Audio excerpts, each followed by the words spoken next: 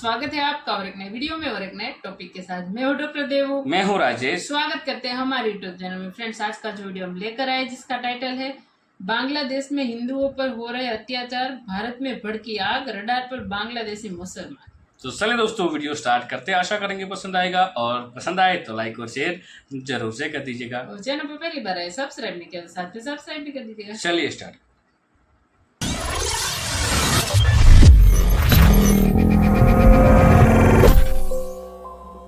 यहाँ जितने भी बांग्लादेशी यहाँ रह रहे हैं सभी हिंदू रक्षा दल की रडार पर हैं।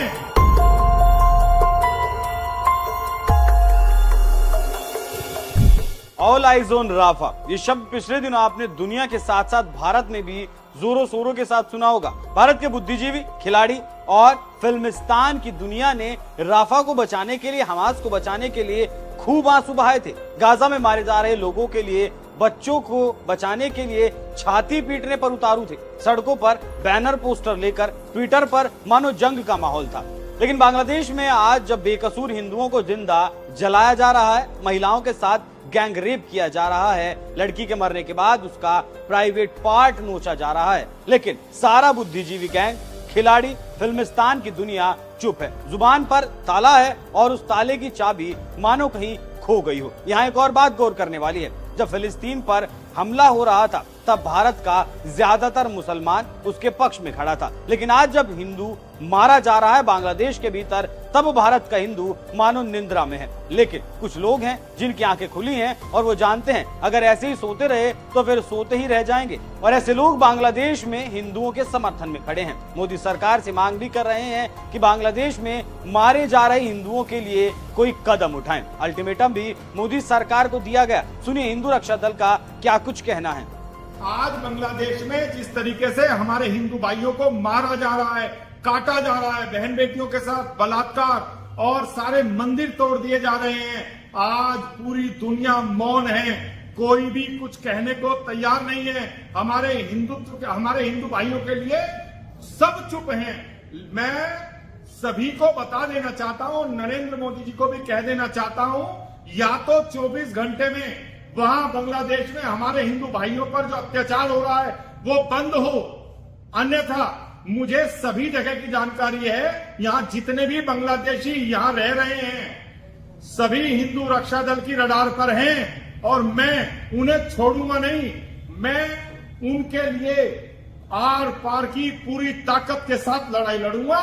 मैं 24 घंटे का अल्टीमेटम नरेंद्र मोदी जी को कह रहा हूं और दे रहा हूं, या तो आप बांग्लादेश पर इतना दबाव बनाएं कि वह हिंदू पर अत्याचार बंद कर दें, अन्यथा यहां भी हम बांग्लादेशियों के साथ ऐसा ही व्यवहार करेंगे। मैं छोड़ूंगा नहीं। अपने भाइयों के लिए मैं किसी भी हद तक जा सकता हूं, लेकिन अपने भाइयों पर अत्याचार, अपने परिवारों पर अत्याचार बिल्कुल सहन नहीं करूंगा।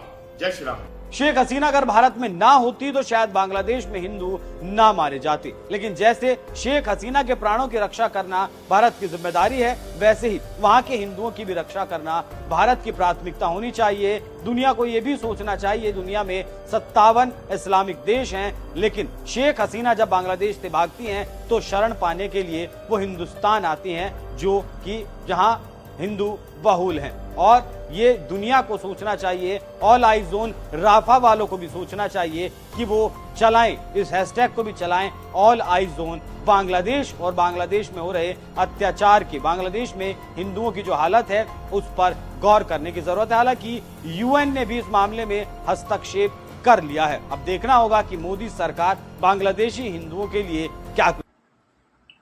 थैंक यू दोस्तों, वीडियो को यहाँ तक देखने के लिए। बांग्लादेश में जिस हिसाब से हो रहा है वो कहीं ठीक नहीं दिख रहा है। सरकार को गिरा दिया गया है वो तो आप सब लोग अच्छे से जानते ही हो, लेकिन अब जो इंटरनल टारगेट किया जा रहा है कि वहाँ की जो माइनॉरिटी है उनको ही टारगेट, भाई उनका क्या कसूर है? उनका यार क्या कसूर है कि यार ये समझ में नहीं, मतलब इतना टॉर्चरिंग। चलो इन लोगों को सरकार के साथ प्रॉब्लम था, पहले तो स्टूडेंट से स्टार्ट हुआ और फिर धीरे धीरे करके उसमें पॉलिटिशियन घुस गए और धीरे धीरे करके पूरा विरोध बहुत जोरों शोरों से हो गया। हालांकि आपको सरकार के साथ, आपकी बांग्लादेश की सरकार के साथ प्रॉब्लम है तो ठीक है भाई, प्रॉब्लम हर एक कंट्री में सरकार के साथ सबको थोड़ा बहुत मनमुटाव चलता रहता है, लेकिन देशवासियों का क्या? उनके साथ आपका क्या मतलब ये? बिल्कुल, आपके देश में जो माइनॉरिटी रहती है उनके साथ क्या प्रॉब्लम है भाई?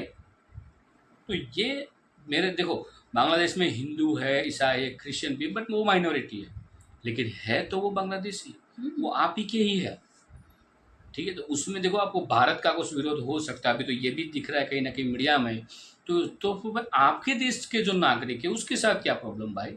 आपका विरोध भारत सरकार के साथ है तो भारत सरकार से आप बात करो, आपका विरोध बांग्लादेश की सरकार से प्रॉब्लम है तो बांग्लादेश की सरकार से बात करो, लेकिन वहाँ के जो नागरिक है वो तो आप ही के ही है ना भाई, आप ही के ही देश के, वहाँ पे ही जन्मे, वहाँ पे ही बड़े हुए, ऐसा तो नहीं है वो घुसपैठिया है, वही लोग हैं जो आपके देश के थे।